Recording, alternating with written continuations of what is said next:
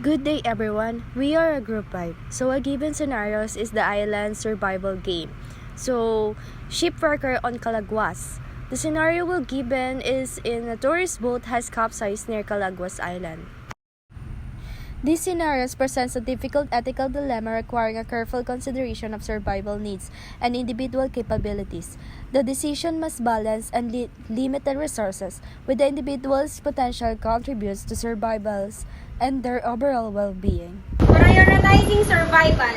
The rationale, the primary goal is maximizing the chances of survival for the 6 individuals most likely to endure the harsh condition for 7 days. This involves assessing their physical and mental resilience, essential skills, and the potential impact of their absence on the group's overall survival. Factors such as age, physical health, and specialized skills are crucial considerations. The emotional well-being of the survivor is also important, as maintaining morale is essential for group cohesion and survival. The chosen 6 and 4 based on this criteria. The following individuals should be prioritized for surviving the sea. Group 1 is brave.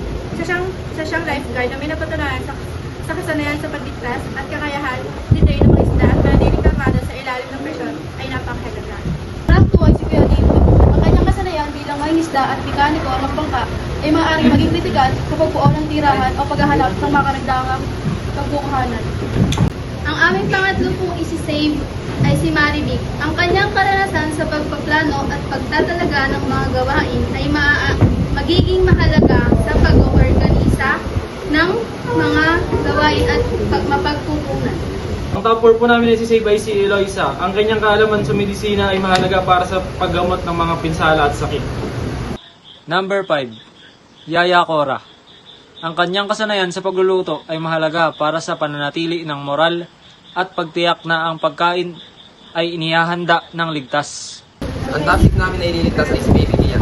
Ang pinakabatang nakaligtas, si Baby Dian ay nangangailangan ng patuloy na pangangalaga, ngunit ang kanyang kaligtasan ay isang prioridad. This is an explanation, the ranking of removing of the survival. Number 1, Tomas. Bagaman isang mahusay na manlalangoy, ang kanyang pagnanais na dokumento. Ang karanasan na hindi mahalaga sa kaligtasan. Ang itatanggalin ay si Angel. Ang kanyang emotional na estado ay maaaring negatibong maka-apekto sa moral at paggawa ng desisyon ng grupo. Ang ikatlo nating tatanggalin ay si Mateo. Bagaman tapat at proteksyon ng ang kanyang kasanayan ay hindi kasing kritikal ng iba sa partikular na sitwasyong ito. Ang top 4 natin tatanggalin ay si Joey. Bagaman matalino at matapang ang mga hamon sa komunikasyon ni Joey ay maaaring makahadlang sa epektibong pakikipagtulungan sa isang sitwasyon ng pagligtas.